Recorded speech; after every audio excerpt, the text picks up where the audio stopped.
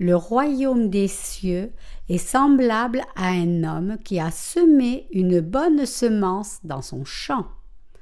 Matthieu 13, 24, 30. Il leur proposa une autre parabole et il dit: Le royaume des cieux est semblable à un homme qui a semé une bonne semence dans son champ. Mais pendant que les gens dormaient, son ennemi vint, sema de l'ivraie parmi le blé et s'en alla. Lorsque l'herbe eut poussé et donné du fruit, l'ivraie parut aussi.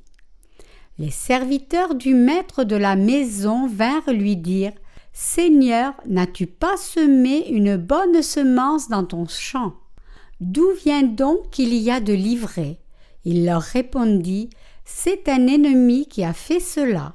Et les serviteurs lui dirent: Veux-tu que nous allions l'arracher? Non, dit-il, de peur qu'en arrachant l'ivraie, vous déraciniez en même temps le blé. Laissez croître ensemble l'un et l'autre jusqu'à la moisson, et à l'époque de la moisson, je dirai au moissonneur: Arrachez d'abord l'ivraie et liez-la en gerbe pour la brûler, mais amassez le blé dans mon grenier. Pour répandre l'évangile de l'eau et de l'esprit dans le monde entier et pour porter de bons fruits qui plaisent à Dieu par 30, 60 et 100, nous avons besoin de beaucoup d'ouvriers comme de moyens financiers suffisants. Dieu nous a permis de porter beaucoup de fruits jusqu'ici. Mais je crois aussi que dans les jours à venir, il amènera encore plus de fruits pour nous. Pour que cela se produise, nous devons prier Dieu et croire qu'il nous donnera la puissance de la prière pour accomplir toutes ses œuvres. Nous prêchons le salut du Seigneur par la foi. Tout ce que nous avons à faire, c'est répandre cette vérité, confiant que Dieu travaille avec nous. Alors que nous essayons de faire l'œuvre qui plaît à Dieu, c'est Dieu lui-même qui accomplit cette œuvre en réalité. Marchant avec le Seigneur, nous pouvons sentir que Dieu travaille tout autour de nous. Alors que nous marchons avec Dieu et faisons son œuvre, nos cœurs deviennent joyeux, et alors que nous devenons un avec le Seigneur, nous recevons encore plus de bénédictions de Dieu. Je ne peux assez remercier le Seigneur pour tout ce qu'il a fait pour nous. Matthieu 13, 24 dit: Il leur proposa une autre parabole et il dit: Le royaume des cieux est semblable à un homme qui a semé une bonne semence dans son champ. Dans le passage des Écritures d'aujourd'hui, Jésus explique sa volonté en amenant une autre analogie à un fermier terrestre pour nous faire connaître les mystères des cieux. Dans le champ du cœur des gens vivant dans ce monde, la semence de vie de Dieu a été semée. Dieu a choisi le cœur des gens vivant dans ce monde comme son champ d'action. Il dit qu'il a semé de bonnes semences dans le cœur de ces gens vivant dans le monde. Le but de Dieu, en semant de bonnes semences dans ce monde, est le suivant: nous changer, nous, qui étions dans le péché, en son propre peuple, et vivre avec nous pour toujours dans le royaume des cieux. Dieu veut toujours le fruit du salut de chacun de nous. Ayant semé la parole du salut sur cette terre et dans le cœur des gens, le Seigneur attend que le fruit de la vie éternelle soit porté. Mais quand le grain produit quelque chose, l'ivraie aussi apparaît, et cette ivraie grandit avec le blé. Son ennemi vint et sema de l'ivraie dans le blé. Matthieu 13, 25, 26 dit: Mais pendant que les gens dormaient, son ennemi vint, sema de l'ivraie parmi le blé et s'en alla. Lorsque l'herbe eut poussé et donné du fruit, l'ivraie parut aussi. Ce passage nous dit qu'avant que Dieu ait semé l'évangile de l'eau et de l'esprit dans le cœur des gens, le diable a tout d'abord semé de faux évangiles.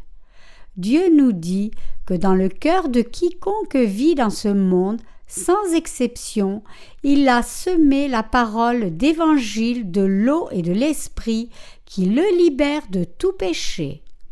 Que les gens le désirent ou non, les bonnes semences et livrées ont été semées ensemble dans le champ du cœur.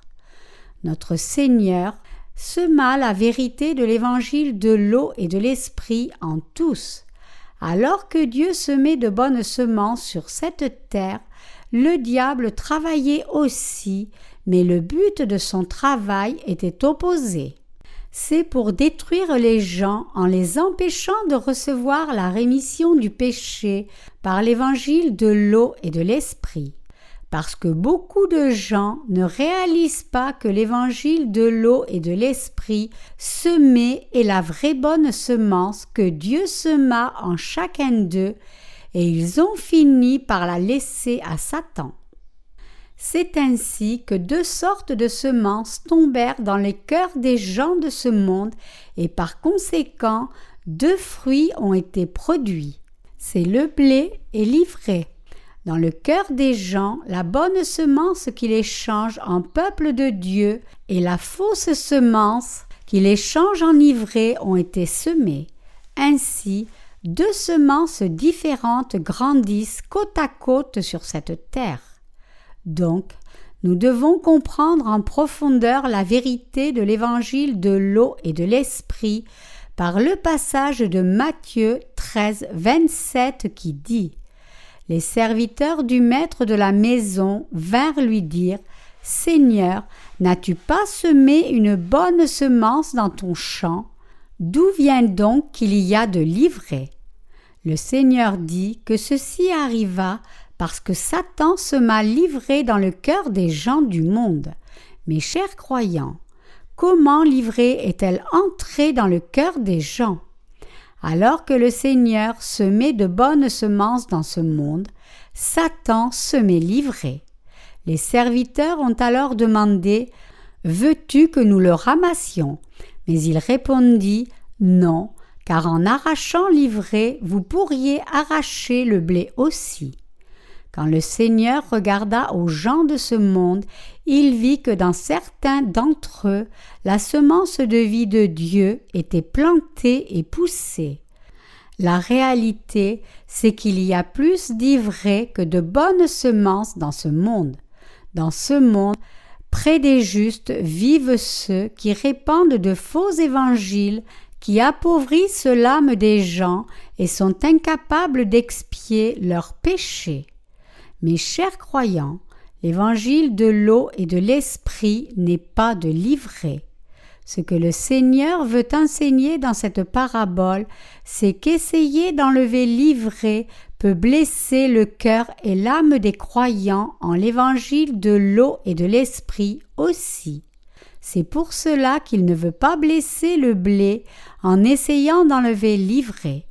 Le Seigneur sait qu'il y a de l'ivraie parmi les justes, mais il ne veut pas blesser le blé à cause de l'ivraie. C'est pour cela qu'il dit « Laissez croître ensemble l'un et l'autre jusqu'à la moisson, et à l'époque de la moisson, je dirai aux moissonneurs « Arrachez d'abord l'ivraie et liez-la en gerbe pour la brûler, mais amassez le blé dans mon grenier. » Quand nous considérons ce que le Seigneur nous dit ici, nous pouvons voir que comme la semence de l'évangile de Dieu, de l'eau et de l'esprit a été semée dans ce monde, la semence de pseudo-évangile d'ivraie a été semée. Il nous dit qu'il est inévitable qu'il y ait 2 sortes de fruits. Mais nous devons nous rappeler de ce que le Seigneur nous dit ici, de ne pas enlever l'ivraie au risque d'arracher le blé en même temps. C'est pour cela que le Seigneur nous a dit de répandre l'évangile de l'eau et de l'esprit diligemment jusqu'au jour où il jugera l'ivraie. Nous devons réaliser cela. Au temps voulu, le Seigneur s'occupera de l'ivraie et l'enlèvera.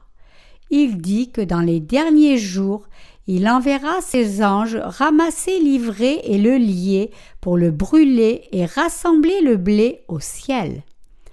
Tout plant a un temps de moisson et tout fermier travaille dur pour la moisson. C'est par le fermier que les champs sont moissonnés et pendant qu'il brûle l'ivraie, le blé est stocké dans son grenier. La même moisson spirituelle sera accomplie par la volonté de notre Seigneur. Ayant semé de bonnes semences sur terre, notre Seigneur veut récolter de bons fruits en tout temps. Mais le problème, c'est que dans ce monde, il y a aussi ceux qui portent de mauvais fruits plutôt que de bons. Ne serait-ce pas merveilleux si personne n'avait d'ivraie dans ce monde? Mais la réalité, c'est qu'il y a toujours beaucoup d'ivraie semée par le diable dans le monde présent. Dieu encourage ceux qui sont devenus du blé. Bien que Satan ait semé de l'ivraie, n'essayez pas de l'enlever, mais semez tranquillement l'évangile de l'eau et de l'esprit sur cette terre et portez de bons fruits. C'est le Seigneur qui sema l'évangile de l'eau et de l'esprit, la parole de salut dans ce monde. À ce moment-là, le diable aussi sema ses paroles d'ivraie, utilisant la puissance de la fausse religion du monde. Nous devons savoir distinguer le vrai évangile des faux. Parmi les chrétiens vivant dans ce monde, il existe deux sortes de personnes, ceux qui sont du blé et les autres qui sont ivraie.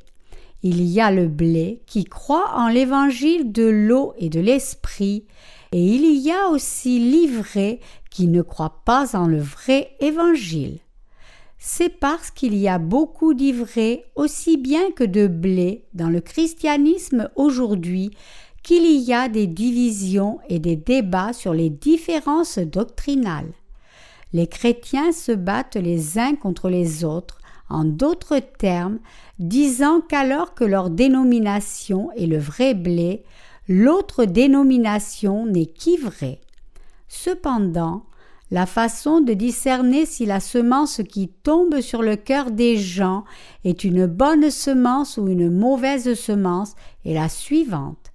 Si les péchés ont été rendus blancs comme neige par la foi en l'évangile qu'ils croient est une bonne semence.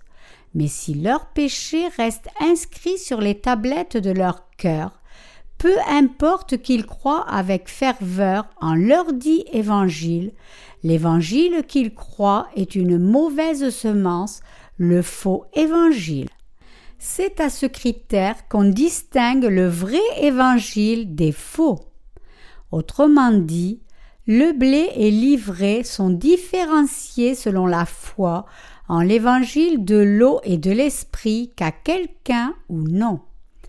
La bonne semence se réfère à la parole d'évangile de l'eau et de l'esprit que Dieu a donnée à l'humanité, alors que la semence de l'ivraie se réfère aux pseudo-évangiles qui sont fondamentalement différents du vrai évangile.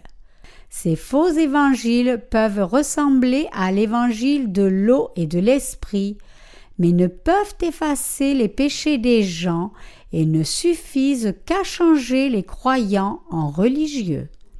Ce qui est pire, c'est que bien qu'il y ait beaucoup de chrétiens dans ce monde, seuls extrêmement peu de gens connaissent vraiment la parole de l'évangile de l'eau et de l'esprit et y croient. C'est ainsi qu'il y a tant d'ivraie dans ce monde.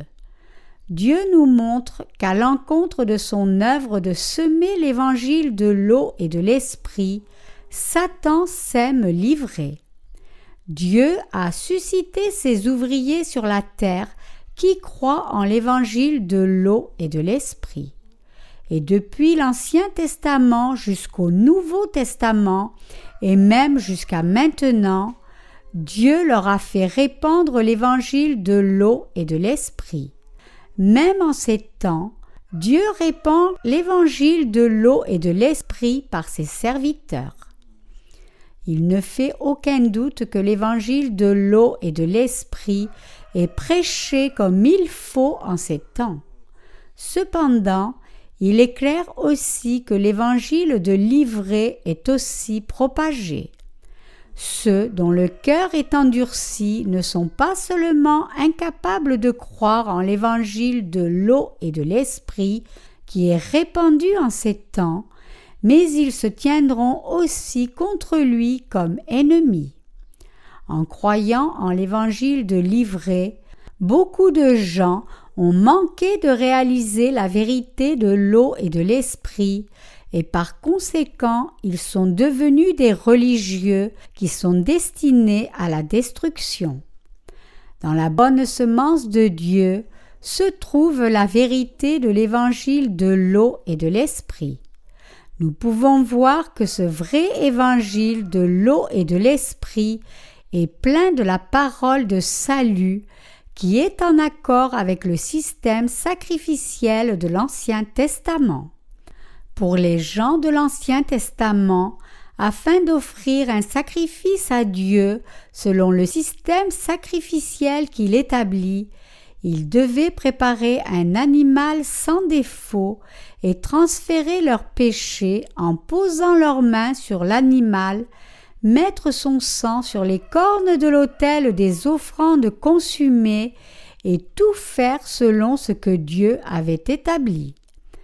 Et comme cela, Jésus vint sur cette terre comme l'agneau sacrificiel de l'humanité entière, fut baptisé par Jean dans le but de prendre les péchés du monde sur lui, porta ses péchés à la croix, versa son sang, ressuscita des morts et accomplit ainsi le salut éternel du péché de l'humanité.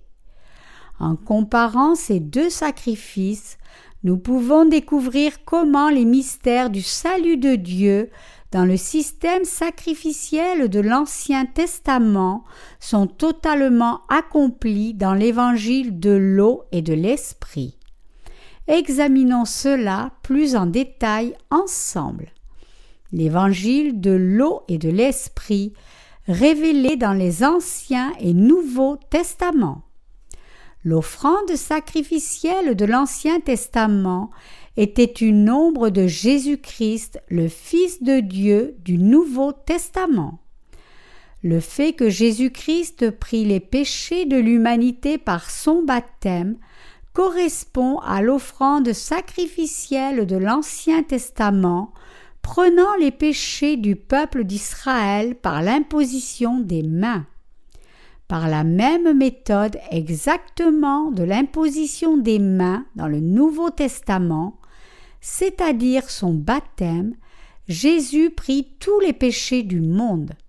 Donc, tout comme l'animal sacrificiel de l'Ancien Testament versait son sang et mourait, Jésus dut être crucifié, verser son sang et mourir. Ainsi, Jésus prit sur lui les péchés du monde en étant baptisé par Jean, et il versa son sang et mourut à la croix. Nous pouvons voir ici comment l'Ancien et le Nouveau Testament se correspondent parfaitement. Avez-vous lu mes livres sur le tabernacle?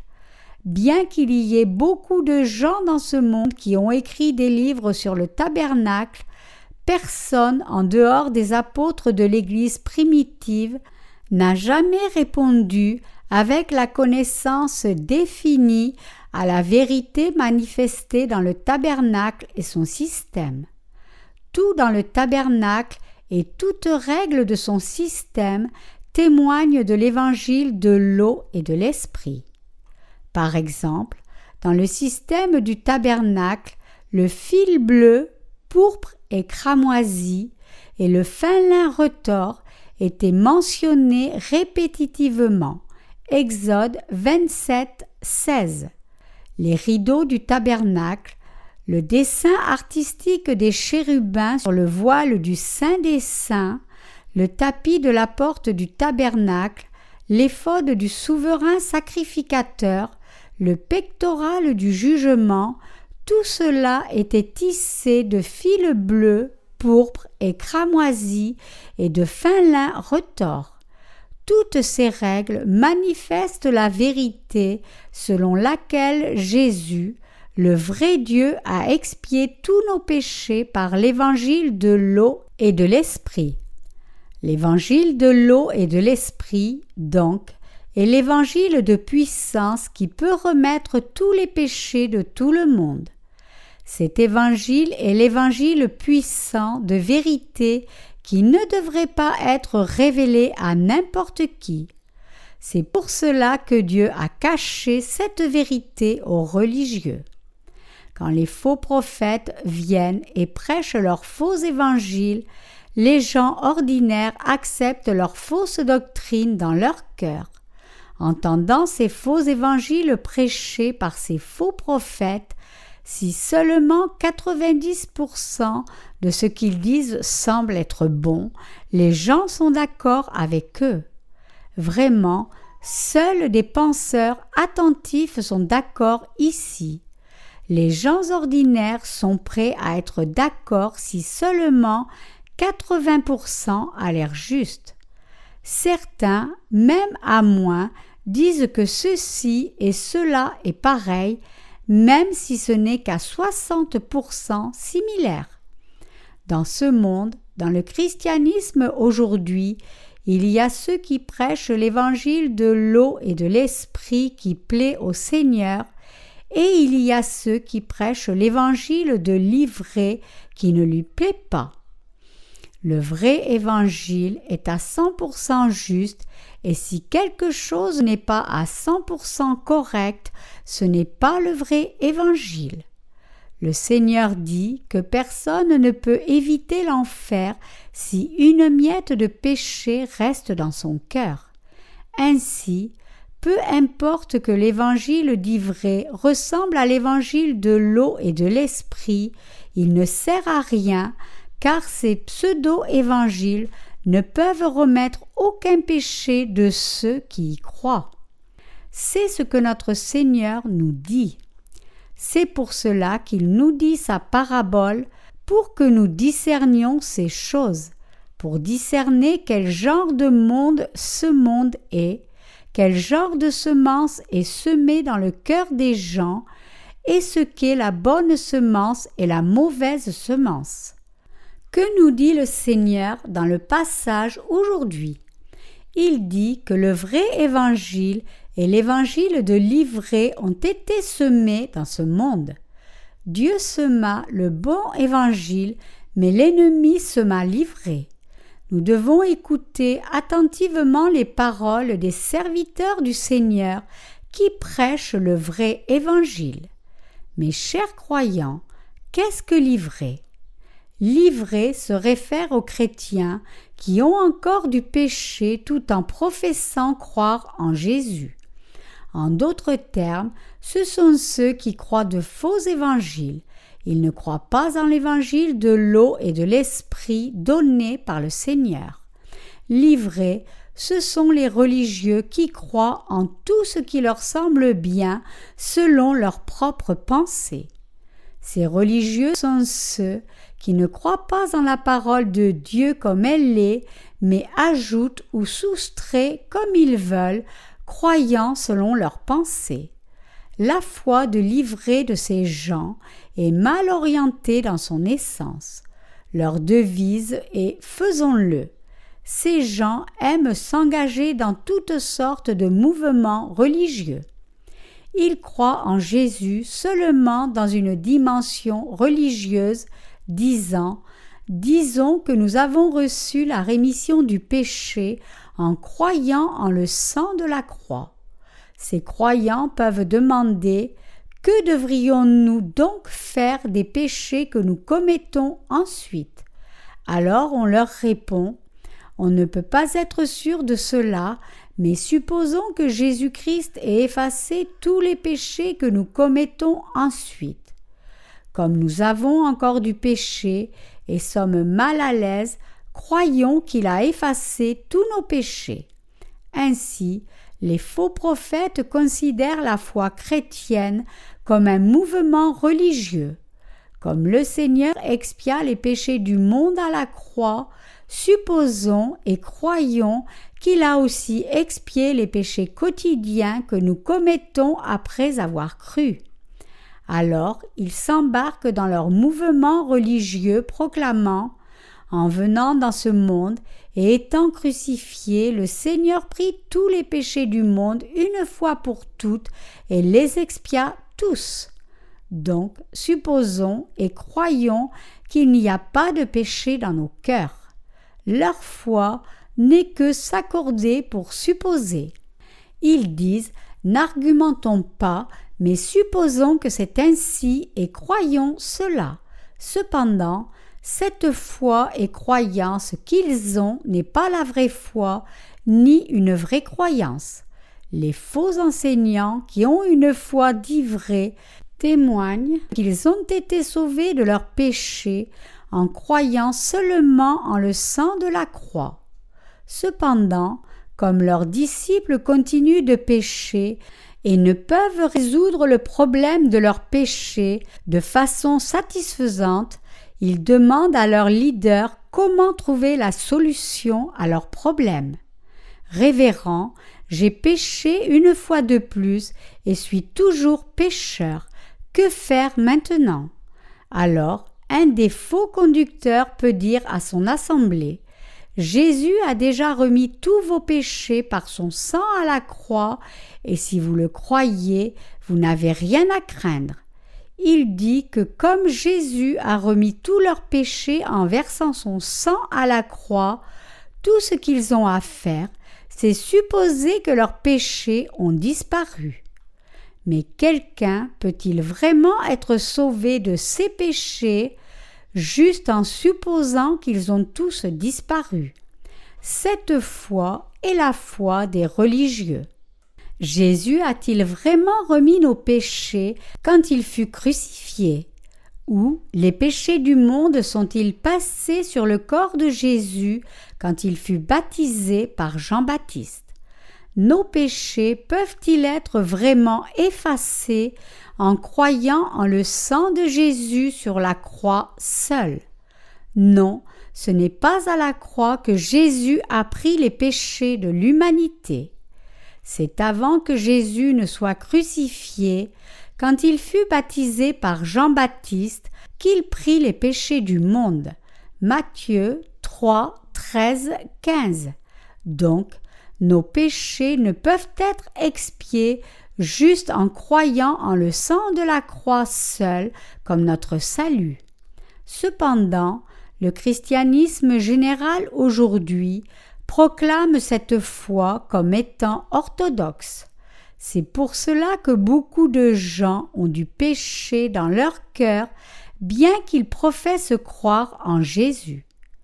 Leurs dirigeants disent que c'est parce que l'Assemblée ne croit pas en le sang de Jésus complètement qu'ils ont du péché. Est-ce vraiment le cas? Nos péchés peuvent-ils être parfaitement expiés si nous croyons seulement en le sang de la croix? Non, ce n'est pas possible. Nous sommes lavés de nos péchés en croyant en la vérité selon laquelle notre Seigneur vint sur cette terre, fut baptisé par Jean-Baptiste pour prendre les péchés du monde sur lui, fut crucifié et versa son sang, ressuscita des morts et les expia ainsi parfaitement. Cette foi est la foi juste. Cette foi est la foi qui croit en la vérité révélée dans la Bible. Lequel de ces deux évangiles trouvez-vous juste? Est-ce l'évangile de l'eau et de l'esprit ou l'autre évangile qui dit « Supposons que Jésus a expié nos péchés du monde en étant juste crucifié et versant son sang à la croix ». Par leur mouvement religieux, ces gens conduisent leur assemblée dans les liens des péchés du monde. Ceux qui sont tenus par cette ivrée, en d'autres termes, sont devenus religieux. ceux qui croient que c'est à la croix seulement que le Seigneur a remis tous leurs péchés ne peuvent pas recevoir la rémission de leurs péchés. Ceci parce que ce n'est pas lorsqu'il était à la croix que Jésus prit tous les péchés du monde. En dépit de cela, si les gens croient encore que Jésus expia tous les péchés du monde à la croix, alors ils ne croient pas en la vérité de l'évangile de l'eau et de l'esprit, mais ont une foi religieuse.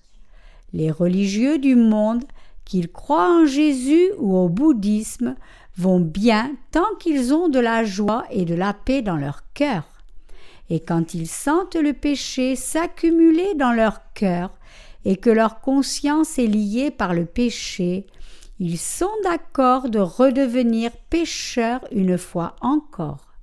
C'est pourquoi beaucoup de gens, peu importe la façon dont ils professent que Jésus a remis leurs péchés par son sang à la croix ou non, expérimentent que leurs cœurs ne sont pas libres de leurs péchés. Bien sûr, ils continuent d'essayer de résoudre ce problème, mais ils ne vont qu'à leur propre mort finalement. Maintenant, notre Seigneur parle aux dirigeants du christianisme par la parabole des semences. Quand on leur demande comment expliquer que les chrétiens aient encore du péché dans leur cœur tout en croyant en Christ, Livré répond « Jésus a effacé tout péché par son sang à la croix. » Tout comme il a aussi effacé à la croix tous les péchés que nous commettons ensuite. Supposez cela et croyez ainsi. Alors tout est résolu. Quand Livré enseigne ses disciples, il les exhorte. Croyez que Jésus a effacé vos péchés en versant son sang à la croix. Mais cet enseignement est-il vraiment juste? Non, il est absolument faux.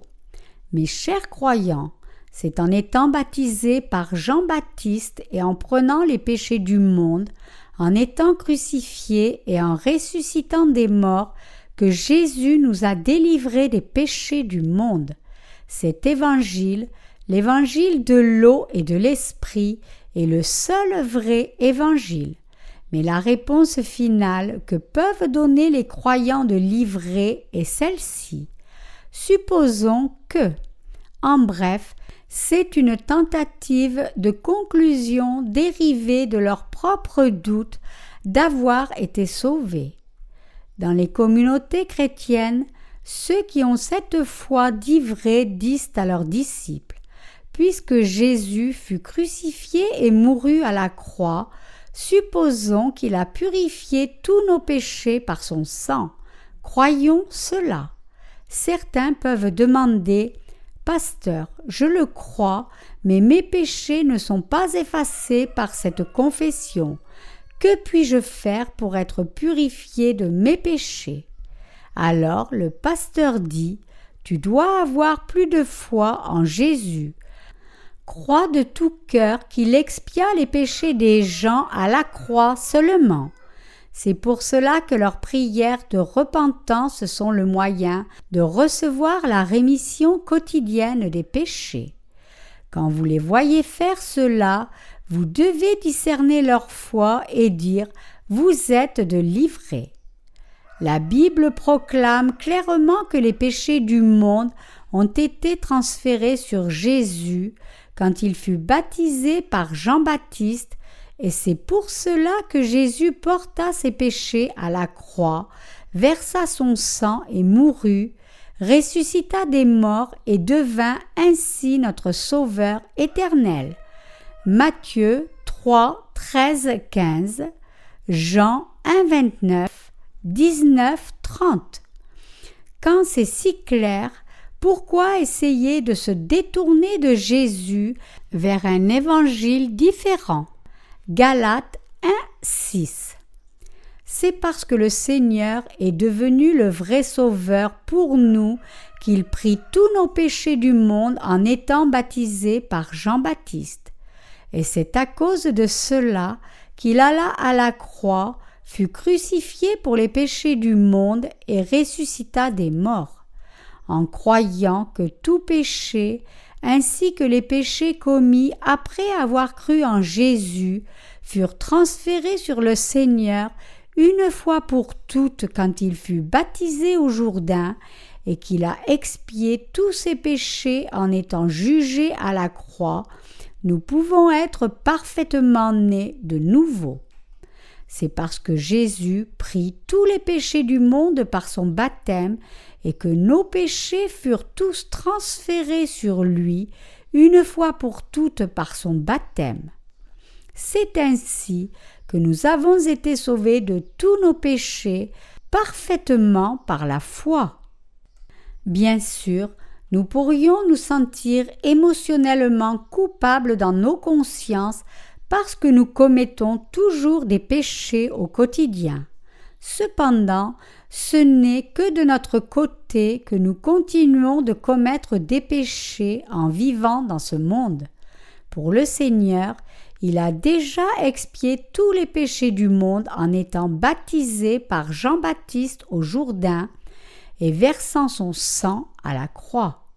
En prenant tous nos péchés du présent, de l'avenir et du passé par son baptême, portant ainsi la punition du péché à la croix, en portant les péchés du monde et mourant sur la croix et ressuscitant des morts, Jésus est devenu notre parfait sauveur.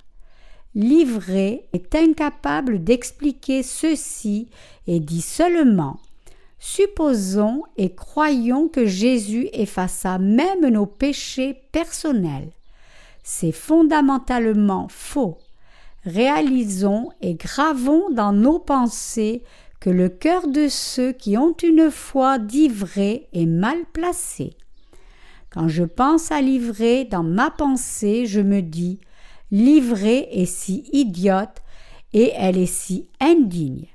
Si quelqu'un est diplômé d'une école de médecine, devient docteur et traite des patients, il devrait savoir exactement comment s'occuper de leurs problèmes de santé et les guérir. Si un docteur ne sait pas diagnostiquer correctement et donc ne peut prescrire les bons médicaments, ni même faire la chirurgie comme il faut, ce n'est pas un docteur. Si vous étiez un vrai docteur, ne devriez-vous pas examiner votre patient, lui expliquer pourquoi il est malade, comment et pourquoi la maladie progresse, lui donner la bonne prescription et lui donner le bon traitement? Mais si vous ne faites rien de tout cela et dites juste à votre patient: je vais supposer que je vous ai traité et vous devriez penser que vous êtes guéri maintenant, aurait-ce du sens?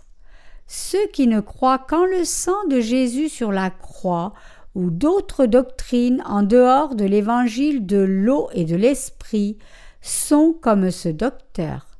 Il est clair que tous ceux qui prétendent avoir reçu la rémission du péché sans même croire en la vérité exacte et sans avoir la parole de vérité ne sont autres que de l'ivrés. À eux, livrés de ce monde, je peux proclamer l'évangile de l'eau et de l'esprit en toute clarté. Et je peux dire à cet ivré: si vous comprenez Jésus et croyez en lui selon vos propres pensées, comme vous le faites, vous devenez un serviteur de Satan. Tout ce que nous avons à faire, c'est enseigner la vérité d'évangile de l'eau et de l'esprit à quiconque est tourmenté par ses péchés. Nous pouvons guérir un tel patient et dire avec confiance: vos problèmes peuvent être résolus si vous croyez en la vérité de l'évangile de l'eau et de l'esprit. Mais l'ivré dit seulement aux gens: croyez en ce que Jésus effaça à la croix. Mais ceux qui insistent aveuglément comme cela, se basant sur leur foi erronée, ne sont ni les serviteurs de Dieu, ni gens de Dieu. Et c'est en ces gens que Satan travaille, les utilisant comme instruments pour propager l'évangile de livrer aux gens. Nous devons discerner les vrais prophètes des faux prophètes pour être conduits à Dieu. Je n'accuse pas les autres sans raison, mais je proclame que l'évangile de l'eau et de l'esprit est le seul vrai évangile qui peut nous délivrer de nos péchés. Qui sont ceux qui sont devenus livrés devant Dieu? Qu'est-ce alors que livrer? Ceux d'entre vous qui ont une expérience des cultures devraient être familiarisés avec livrer. Quand un fermier sème des semences de riz dans le champ, le grain germe et grandit, mais parmi les grains grandit aussi l'ivraie. Le fermier n'a jamais voulu semer de l'ivraie, ni ne l'a plantée, mais il peut voir que l'ivraie monte de nulle part et est plantée dans son champ. Cette ivraie n'est clairement pas du riz. Donc, même quand le temps passe, cela ne devient pas du grain. L'ivraie n'est rien que de l'herbe. Le riz et l'ivraie ont des branches vertes en grandissant. Ce n'est pas facile de les discerner quand ils sont jeunes. Quand ils grandissent un peu plus, l'ivraie a l'air plus en forme que le riz.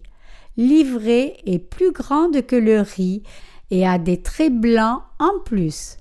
Ce n'est que plus tard, quand le temps de la moisson vient, que le riz peut être clairement distingué de l'ivraie, car ce sont des plantes qui portent vraiment du fruit.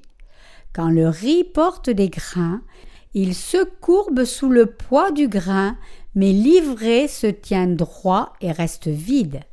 D'apparence extérieure, l'ivraie a l'air plus grande et forte, mais en regardant à ce qui est produit, ce n'est que de l'herbe qui ne porte rien du tout. Et l'ivraie, même après avoir desséché, revient l'année suivante. Ce qui est pire, c'est que parce qu'elle se nourrit de la nourriture supposée aller au riz, s'il y a trop d'ivraie, le riz ne peut pas bien grandir. Si le fermier fertilise le champ et en prend soin, le riz peut aussi bien grandir, mais il n'est pas aussi fort que l'ivraie. Si le fermier plante le riz et part, disant « Je vais aller en ville », occupe-toi de toi-même, grandis seul. Quand il reviendra pour la moisson, il y aura peu de riz et seulement de l'ivraie dans tout le champ. Nous voyons que beaucoup de gens étaient de l'ivraie. Bien qu'ils aient l'air pareils, l'ivraie est l'ivraie et le grain est le grain. Le vrai germe et l'ivraie sont fondamentalement différents. L'ivraie est entièrement vide. Bien sûr, il y a quelques grains qui, incapables d'imbiber assez de nutriments, n'ont que des feuilles, mais Dieu les chérit encore. Si vous pouvez grandir dans le grain, Dieu vous chérira précieusement, mais Jésus dit que l'ivraie serait destinée au feu, car elle n'est bonne à rien et seulement pauvre. Le Seigneur dit « Le royaume des cieux est comme un homme qui a semé une bonne semence dans son champ. » En entendant cette parabole, nous devons penser aux églises de ce monde. Alors, vous réaliserez que le grain implique ceux qui croient en l'évangile de l'eau et de l'esprit, et que tous ceux qui ne croient pas en cet évangile ne sont que de l'ivraie. Mes chers croyants, par ce passage, nous devons réaliser ce qui nous arrivera finalement si nous devenons de l'ivraie au lieu du grain devant Dieu. Changez et devenez le grain en croyant en l'évangile de l'eau et de l'esprit. Jésus dit clairement ici, dans ce passage, que l'ivraie sera liée et jetée au feu. Nous devrions aussi reconnaître qu'il peut y avoir de l'ivraie même dans l'Église de Dieu. Si quelqu'un dit le nom de Jésus, l'adore, croit en lui comme son sauveur et demeure dans l'Église de Dieu, mais qu'il a encore du péché dans son cœur, il est de l'ivraie. Si vous voulez savoir si vous êtes de l'ivraie ou non, examinez-vous attentivement pour voir si oui ou non vous croyez en l'évangile de l'eau et de l'esprit de tout cœur. Si quelqu'un ne croit pas en l'évangile de l'eau et de l'esprit, alors aucun autre que lui n'est celui dont la foi est de l'ivraie devant Dieu. C'est pour cela que nous devons connaître et croire en l'évangile de l'eau et de l'esprit comme il faut pour recevoir la rémission de nos péchés. Mais malheureusement, il y a encore beaucoup de chrétiens ivrés dans le monde qui ne connaissent pas l'évangile de l'eau et de l'esprit ni y croient. Ces chrétiens sont comme des non-chrétiens qui ne croient pas en Jésus comme leur sauveur. Donc, ils doivent se convertir de leur état d'ivré, de leur croyance au faux évangile, apprendre l'évangile de l'eau et de l'esprit et y croire de tout cœur. Aussi, ceux qui ont encore du péché dans leur cœur et ne sont pas libres de leur statut de pécheur, tout en croyant en Jésus, doivent se détourner de leur foi doctrinale et croire en la vérité de l'évangile de l'eau et de l'esprit, maintenant pour être remis de tous leurs péchés. Ceux qui sont de l'ivraie maintenant doivent recevoir la rémission de leurs péchés en croyant en l'évangile de l'eau et de l'esprit. En Matthieu 5, 25-26, notre Seigneur dit « Accorde-toi promptement avec ton adversaire pendant que tu es en chemin avec lui, de peur qu'il ne te livre au juge, que le juge ne te livre à l'officier de justice et que tu ne sois mis en prison. Je te le dis en vérité, tu ne sortiras pas de là que tu n'aies payé le dernier quadrant. » Jésus dit « Accorde-toi promptement avec ton adversaire pendant que tu es en chemin avec lui. » Ton adversaire ici se réfère à quelqu'un qui fait pression. L'adversaire qui accuse l'homme devant Dieu est le diable. Et ce qui vous rend accusé, c'est votre péché. Quand il y a du péché dans votre cœur, ce péché vous accuse devant Dieu.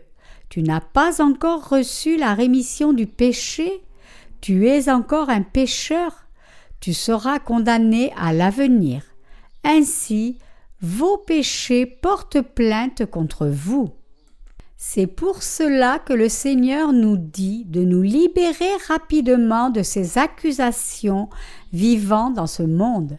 Ce que nous devons faire urgemment tant que nous vivons, en d'autres termes, c'est croire en l'évangile de l'eau et de l'esprit et recevoir la rémission du péché dans nos cœurs.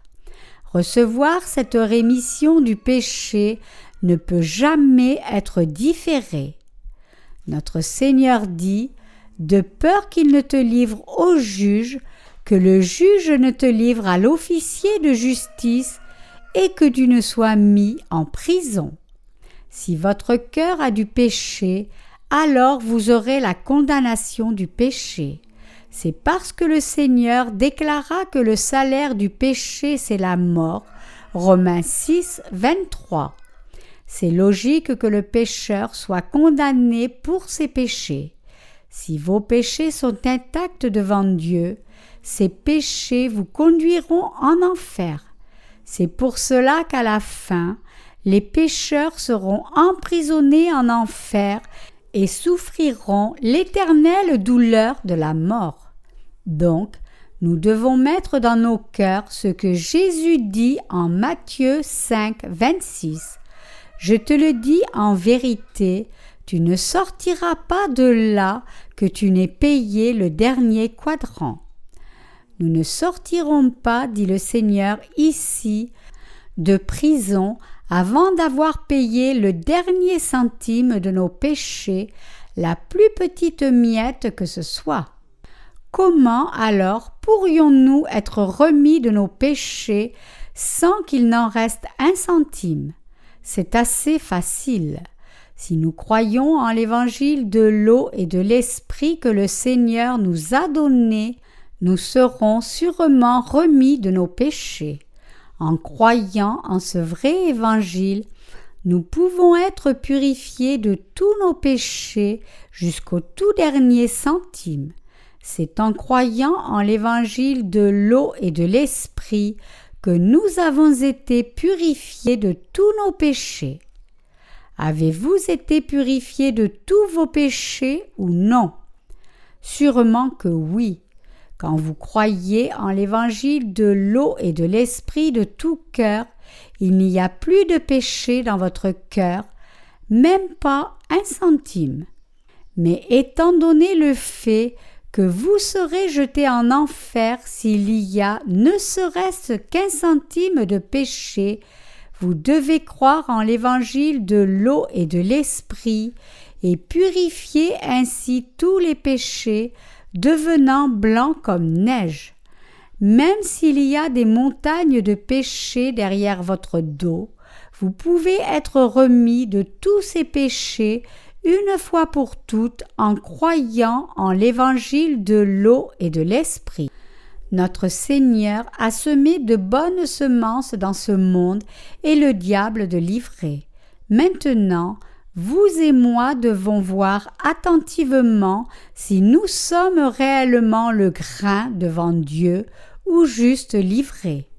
Si nous avons encore du péché tout en croyant en Jésus, alors maintenant même, à cet instant, nous devons croire en l'évangile de l'eau et de l'esprit, et nous devons donc être lavés de tous nos péchés complètement jusqu'au dernier centime. C'est ce que nous dit notre Seigneur. Peu importe avec quelle ferveur nous avons cru en Jésus devant Dieu, et peu importe combien nous lui avons été fidèles, si nous avons ne serait-ce qu'un centime de péché, alors ce péché nous amènera au juge. Le Seigneur nous dit que le salaire du péché c'est la mort et la condamnation du péché c'est la malédiction éternelle. Étant donné ceci, nous devons réaliser que nous serons jetés en enfer si nous avons ne serait-ce qu'un peu de péché dans nos cœurs, comprendre clairement que c'est parce que nous avons du péché dans nos cœurs que nous sommes de livrés et nous détourner de ces mauvaises voies. Si vous êtes encore comme livrés, vous devez reconnaître « j'ai mal cru jusqu'ici », comme mes croyances étaient fausses, je devrais croire en l'évangile de l'eau et de l'esprit dès maintenant. Mais malheureusement, il y a tant de chrétiens bornés qui insistent. Tous ces chrétiens finiront-ils alors en enfer juste parce qu'ils ne connaissent pas l'évangile de l'eau et de l'esprit? J'ai étudié la théologie orthodoxe et conduit des âmes à Jésus-Christ même si je n'avais aucune idée de l'évangile de l'eau et de l'esprit. J'ai expérimenté tant de choses en priant Dieu, j'ai rencontré le Seigneur souvent dans mes rêves et j'ai vu mes prières exaucées souvent dans ma vie. Comment pouvez-vous me traiter de pécheur juste parce que je ne connais pas l'évangile de l'eau et de l'esprit? Ils disent que même s'ils n'ont pas connu l'évangile de l'eau et de l'esprit, ils sont remplis du Saint-Esprit et ne peuvent oublier ce qu'ils ont expérimenté par leur foi. Dieu, le Saint-Esprit, peut-il demeurer dans le cœur d'un pécheur? Absolument pas. À quel point sont-ils stupides de s'accrocher à de telles croyances fallacieuses. Jésus dit « Le royaume des cieux est comme un homme qui a semé une bonne semence dans son champ. » Dieu a semé dans ce monde la bonne semence du vrai évangile qui amène la rémission du péché. Pour que nous recevions la rémission de nos péchés, si seulement nous croyons en cet évangile, le Seigneur a semé l'évangile de puissance, c'est-à-dire l'évangile de l'eau et de l'esprit. Le seul vrai évangile est l'évangile de l'eau et de l'esprit. Cet évangile a le pouvoir d'effacer les péchés des gens et les rendre blancs comme neige. Cet évangile est l'évangile qui accomplit la parole de prophétie qui se trouve en Ésaïe 1, 18 qui dit « Plaidons ensemble, dit le Seigneur, si vos péchés sont comme le cramoisi, ils seront blancs comme la neige. S'ils sont rouges comme le pourpre, ils seront comme la laine. » Si quelqu'un ne croit pas en cet évangile de l'eau et de l'esprit et pense plutôt « Je reste sur ma vieille foi. Bien que j'ai un peu de péché dans mon cœur, j'ai seulement besoin d'être un peu sanctifié. » Il doit écouter et être instruit par ce que le Seigneur dit. Tu ne sortiras pas de là que tu n'aies payé le dernier quadrant. Matthieu 5, 26. Vous devez réaliser pourquoi Jésus vous parle par ces paraboles. Et maintenant même, il nous dit de vraiment connaître la puissance de l'évangile de l'eau et de l'esprit et de croire de tout notre cœur. Dans le passage des Écritures d'aujourd'hui, livré se réfère à ceux qui sont liés au péché. Ce sont les pécheurs qui ne sont pas encore nés de nouveau pour manquer de croire en la puissance de l'évangile de l'eau et de l'esprit. Il est impératif qu'ils soient nés de nouveau en recevant la rémission du péché. Allons en Jean 3, 1, 5. Mais il y eut un homme d'entre les pharisiens nommé Nicodème, un chef des Juifs qui vint, lui, auprès de Jésus de nuit et lui dit « Rabbi, nous savons que tu es un docteur venu de Dieu, car personne ne peut faire ces miracles que tu fais si Dieu n'est avec lui. » Jésus lui répondit « En vérité, je te le dis, si un homme ne naît de nouveau, il ne peut voir le royaume de Dieu. » Nicodème lui dit « Comment un homme peut-il naître quand il est vieux? Peut-il rentrer dans le sein de sa mère et naître? » Jésus répondit « En vérité, je te le dis, si un homme ne naît d'eau et d'esprit, il ne peut entrer dans le royaume de Dieu. » Notre Seigneur dit clairement ici que personne ne peut voir le royaume de Dieu sans naître de nouveau. Aucun pécheur ne peut entrer au royaume de Dieu à cause de ses péchés, et parce qu'il ne peut entrer au royaume des cieux, il ne peut pas voir le Père non plus. Comment alors pouvons-nous donc naître de nouveau? Notre Seigneur dit en Jean 3, 5, « En vérité, je vous le dis, si un homme ne naît de nouveau d'eau et d'esprit, il ne peut voir le royaume de Dieu. » Cela signifie que l'on peut entrer et voir le royaume de Dieu seulement en étant né de nouveau d'eau et d'esprit. Nous devons réaliser ici que la parole d'évangile de l'eau et de l'esprit est la parole de Dieu qui nous permet de naître de nouveau. Et nous devons nous rappeler ce que le Seigneur dit aussi en Jean 8. « Vous connaîtrez la vérité et la vérité vous rendra libre. » Autrement dit, cela signifie que ceux dont le cœur est lié par les péchés, tout en croyant en Jésus, sont encore comme livrés.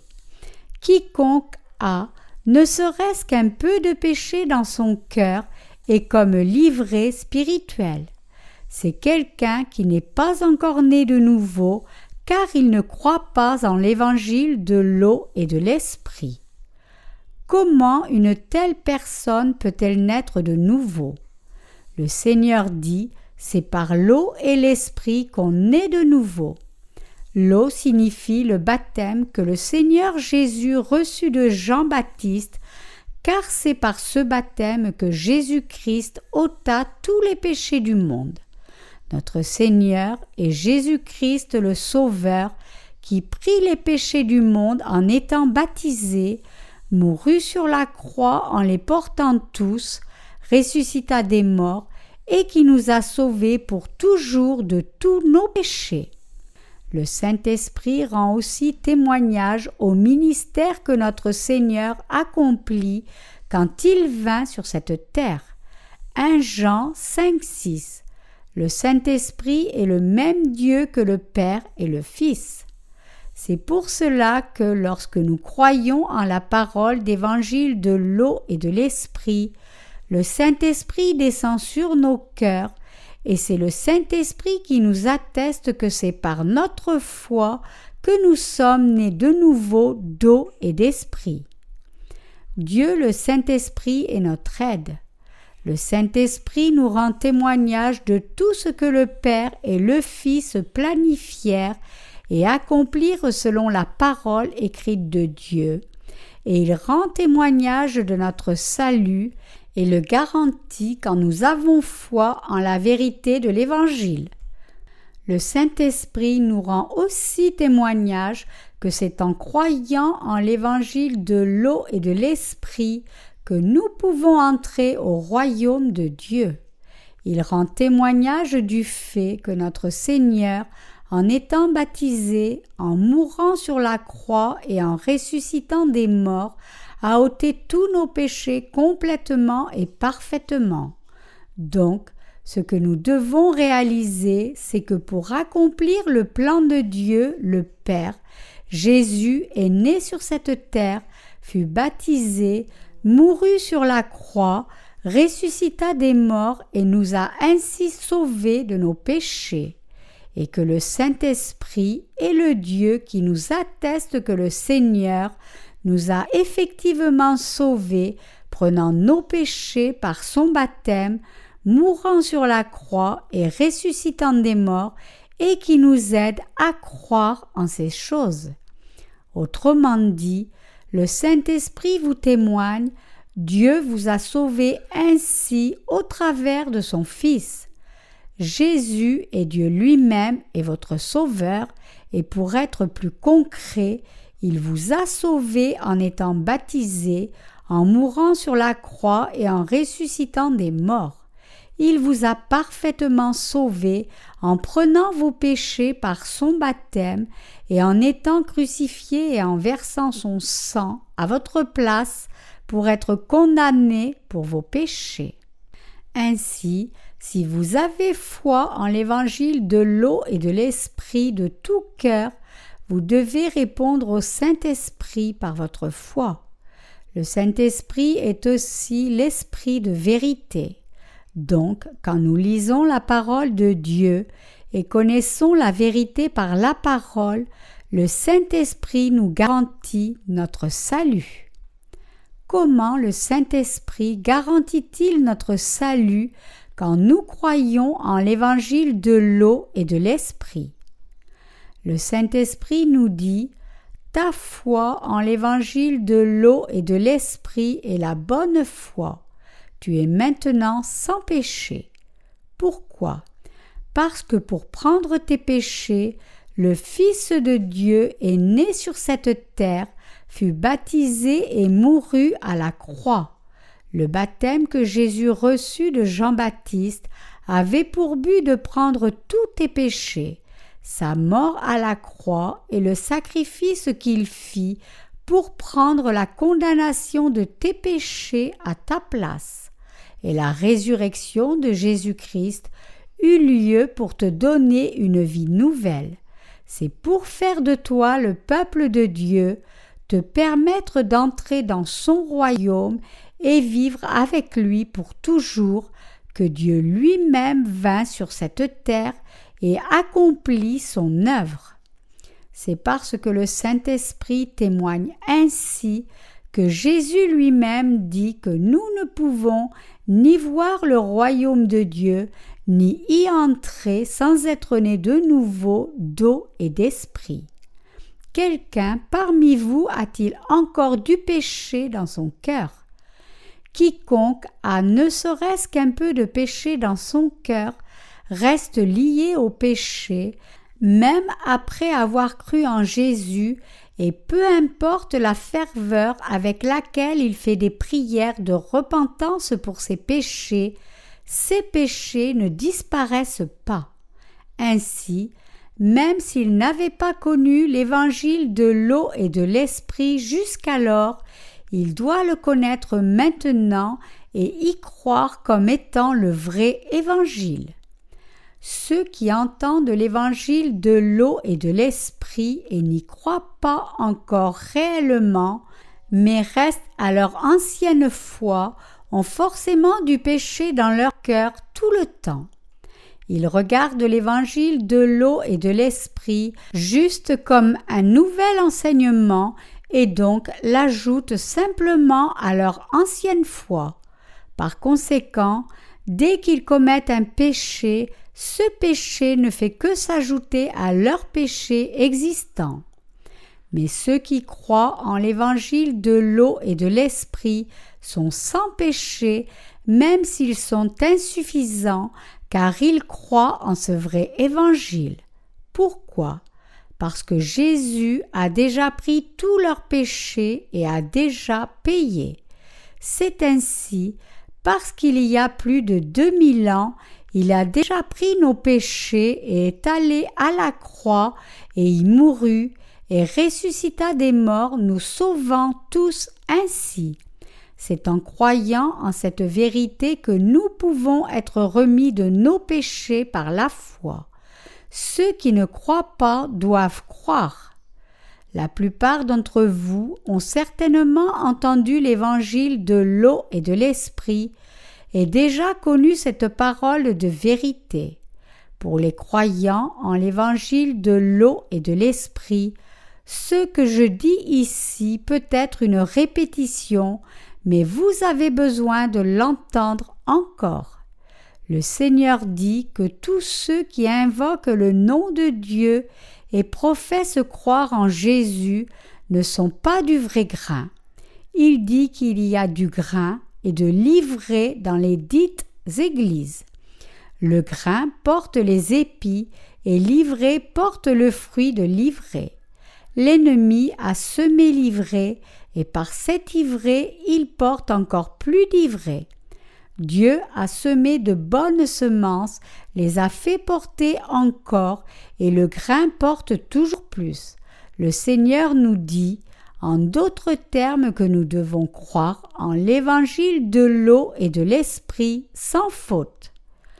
Ce monde est le champ du royaume de Dieu. L'endroit où Dieu peut faire son œuvre, c'est ce monde. Et c'est dans nos cœurs que Dieu peut semer la semence de l'évangile de l'eau et de l'esprit. Mais en même temps, le diable peut aussi semer les mauvaises semences d'ivraie dans nos cœurs. C'est pour cela que nous devons d'abord savoir quel évangile a été planté dans le champ de nos cœurs. Si vous réalisez maintenant et savez que les semences d'ivraie ont été semées dans vos cœurs, vous devez maintenant incliner vos cœurs devant l'évangile de l'eau et de l'esprit et l'apprendre toujours et encore. Et vous devez croire. Les 4 chemins dont Jésus parle dans sa parabole du semeur se réfèrent à 4 conditions typiques du cœur humain. Après avoir connu la condition du champ de nos cœurs, nous avons alors besoin de découvrir si c'est vraiment la bonne semence qui a été semée dans le champ de nos cœurs. Si nous trouvons du péché dans notre cœur, Cela signifie que l'ivraie a été semée. Et cette ivraie dans nos cœurs, ce sont les faux évangiles. Nous devons maintenant les enlever de nos cœurs et les jeter par la foi. Il y a certains pseudo-évangiles qui ressemblent à l'évangile de l'eau et de l'esprit, mais ce n'est pas l'évangile de l'eau et de l'esprit à 100%. Alors ce sont de faux évangiles. Si ces faux pseudo-évangiles ont été plantés dans nos cœurs, nous devons les rejeter sans hésitation et nous devons planter fermement par la foi l'évangile de l'eau et de l'esprit à la place. Vous devez réaliser que dans l'esprit de beaucoup de chrétiens qui professent croire en Jésus, il y a beaucoup d'ivraies en réalité, c'est-à-dire de faux évangiles qui ont été plantés. En même temps, vous devriez aussi réaliser que parmi vous, il y a des gens dans le cœur de qui l'évangile de l'eau et de l'esprit a été planté. Notre Dieu le Père, Jésus et le Saint-Esprit ont semé la bonne semence en nous. En nous donnant l'évangile de l'eau et de l'esprit, Dieu nous a permis de recevoir la rémission de nos péchés. Il nous a tant aimés et son amour est manifesté dans le fait que Dieu lui-même devint un homme. Jésus-Christ, le Fils de Dieu, est né sur cette terre par le corps d'une Vierge, Marie. Le fait que Dieu lui-même vienne dans ce monde dans la chair d'un homme était de sauver l'humanité de ses péchés. C'est seulement dans ce but que le Créateur lui-même devint humain. Selon ce but, notre Seigneur vint sur cette terre, prit tous les péchés de l'humanité en étant baptisé par Jean-Baptiste, mourut sur la croix comme prix pour avoir pris les péchés du monde, ressuscita des morts et devint ainsi notre Sauveur. Le but dans lequel notre Seigneur est devenu un homme était en bref de prendre tous les péchés du monde par son baptême. Après sa résurrection, à son dernier moment sur terre avant l'ascension aux cieux, Jésus dit à ses disciples: « Allez, faites de toutes les nations des disciples, les baptisant au nom du Père, du Fils et du Saint-Esprit, et enseignez-leur tout ce que je vous ai commandé. » Matthieu 28, 19, 20. Par ce commandement, Jésus nous dit encore: « Moi, le Fils de Dieu, ai pris tous vos péchés, fus condamné à votre place et mourut. Je vous ai ainsi sauvés parfaitement. Je suis ressuscité des morts et suis devenu votre Sauveur vivant. Vous devez donc proclamer cet évangile de par le monde entier. » Dans ce grand mandat, nous pouvons voir l'importance de son baptême, sa mort sur la croix et sa résurrection, et l'importance de cette foi en la vérité de l'évangile de l'eau et de l'esprit. Voyant ces choses que le Fils de Dieu et le vrai Dieu fit pour nous, nous devons réaliser et croire l'importance critique de cette foi. Nous répandons maintenant l'évangile de l'eau et de l'esprit dans le monde entier, qui est le propre champ d'action de Dieu et le champ où la semence doit être semée. Et nous prêchons l'évangile de son baptême et du sang versé en obéissant à son commandement. Il est temps que vous connaissiez la vérité de l'évangile de l'eau et de l'esprit et y croyiez. L'apôtre Paul professa sa foi en Romains 8, 1, 2, disant: « Il n'y a maintenant aucune condamnation pour ceux qui sont en Christ, qui ne marche pas selon la chair, mais selon l'esprit. Car la loi de l'esprit de vie en Christ Jésus m'a affranchi de la loi du péché et de la mort. Même si vous professez croire en Jésus comme votre sauveur, vous avez deux possibilités. Soit vous demeurez effectivement en Jésus maintenant, soit vous êtes encore à côté. Cela se réfère à la condition de savoir s'il y a du péché ou non dans votre cœur maintenant, et c'est une question extrêmement cruciale pour vous. Et à chaque fois que vous péchez, que ce péché présent gêne votre cœur et l'affecte est tout aussi important. En fonction de cela, que vous ayez ou non du péché en Jésus-Christ, vous pouvez découvrir si vous êtes ivre ou bon grain. La foi qui vous permet de venir en Jésus-Christ est la foi en l'évangile de l'eau et de l'esprit. C'est par cette foi que vous pouvez entrer au royaume des cieux, car le puissant évangile de l'eau et de l'esprit est l'évangile qui peut effacer tous vos péchés à la perfection, même jusqu'au dernier reste. Comme il est écrit, il n'y a maintenant aucune condamnation pour ceux qui sont en Christ. Romains 8, 1. C'est parce que nous croyons en l'évangile de l'eau et de l'esprit que nous n'avons plus de péché du tout, et c'est parce que nous n'avons plus de péché qu'il n'y a pas de condamnation non plus. Les croyants en l'évangile de l'eau et de l'esprit sont maintenant devenus purs de tout péché par leur foi, et ils ne redeviendront donc plus jamais pécheurs.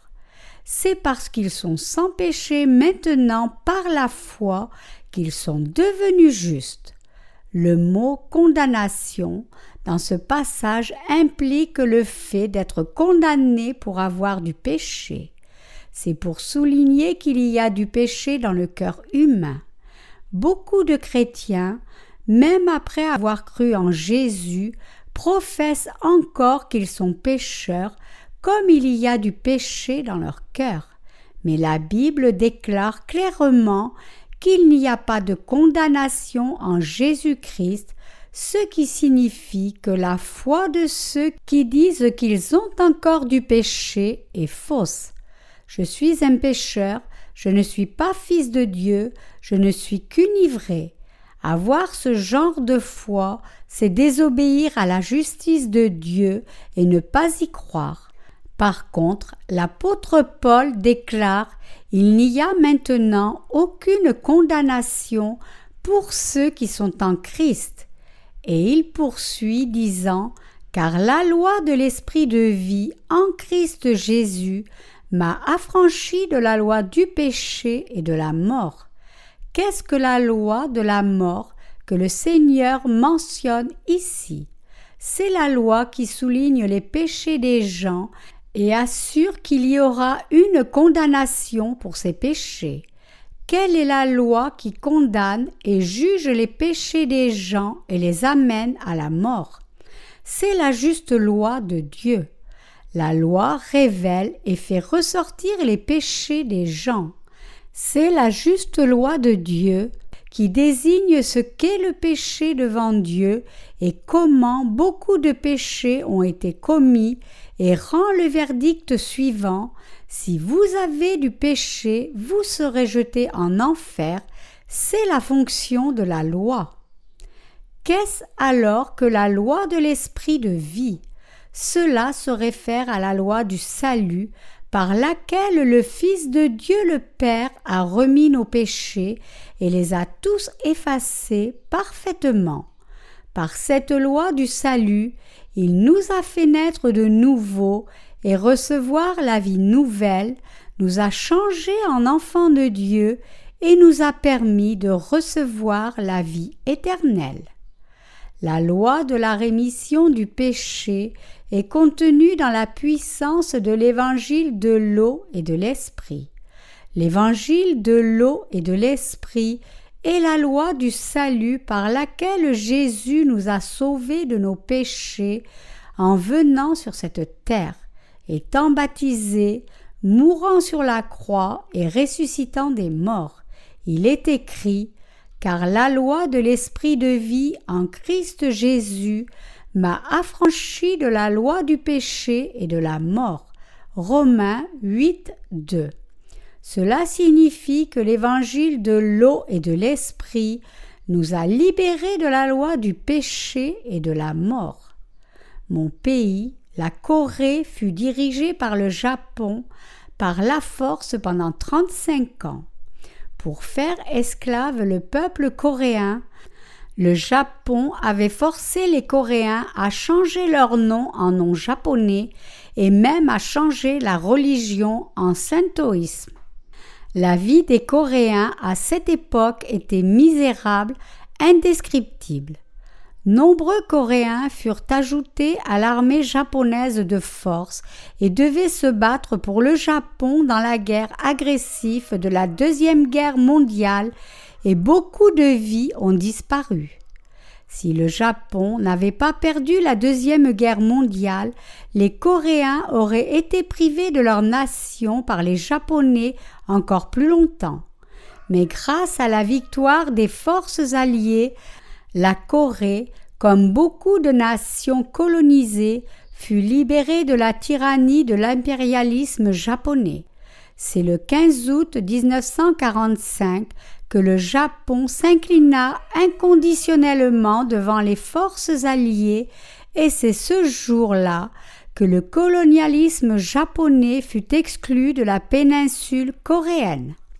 Ainsi, grâce à l'acte juste de Jésus, la loi de l'Esprit de vie en Christ Jésus nous a tous parfaitement libérés de la loi du péché et de la mort, tout comme la Corée fut complètement libérée à la fin de la Deuxième Guerre mondiale.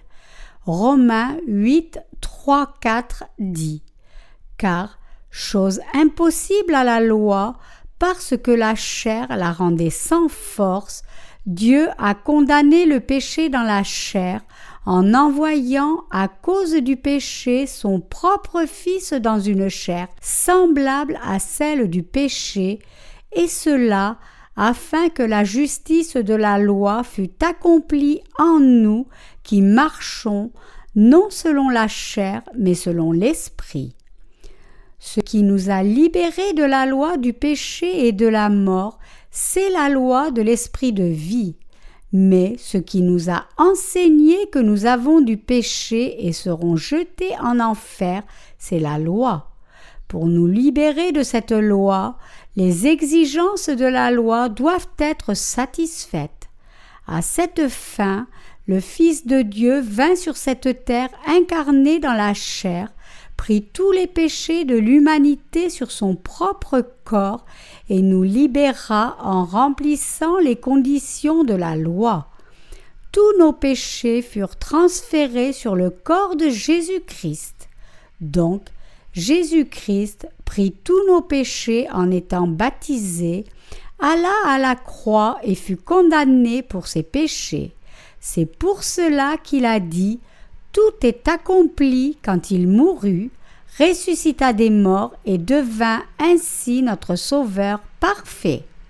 En devenant la propitiation de l'humanité, notre Seigneur, l'agneau de Dieu, a remis tous nos péchés, n'en laissant aucun, même pas un tout petit reste. C'est pour cela que quiconque veut devenir le bon grain doit croire en l'évangile de l'eau et de l'esprit. Si vous n'aviez pas connu l'évangile de l'eau et de l'esprit et cru seulement en le sang de la croix jusqu'ici, vous devez croire maintenant même en cet évangile de l'eau et de l'esprit. Qu'a dit Jésus? Il dit que quand les gens s'endorment, l'ennemi vient semer l'ivraie. Cela signifie que lorsque les gens sont ignorants de l'évangile de l'eau et de l'esprit, Satan amène ses serviteurs à semer les faux évangiles d'ivraie. L'un de ces faux évangiles est l'évangile du sang de la croix seul. Il y a tellement à dire sur les faux et le vrai évangile. Je peux expliquer la différence entre les deux jusqu'au moindre détail. Avec la parole de Dieu, je peux examiner en profondeur et saisir l'esprit, et je peux discerner si quelqu'un est un vrai prophète ou un faux prophète. Ainsi, je peux guérir toutes sortes de maladies spirituelles certainement. Je l'ai fait jusqu'à ce jour et je continuerai de le faire. C'est en prêchant continuellement le vrai évangile que je peux permettre à d'autres de connaître les faux prophètes au moment où ils s'approchent. Il y a eu des temps où je me sentais très frustrée à cause du manque de compréhension des gens. Cependant, puisque Jésus attend dans sa patience infinie pour la moisson, il est bon que nous aussi attendions. Nous devons enseigner les âmes perdues encore et encore avec patience, disant « C'est ce en quoi l'évangile de l'eau et de l'esprit consiste. Par la parole de l'eau et du sang de Jésus, vous avez reçu la rémission de vos péchés une fois pour toutes. Vous êtes justes éternellement. » Il en est ainsi de ceux qui prêchent l'évangile de l'eau et de l'esprit. J'espère et prie que vous croyiez tous en le vrai évangile de l'eau et de l'esprit, ayez la foi du vrai grain et soyez moissonnés dans le grenier de Dieu au dernier jour.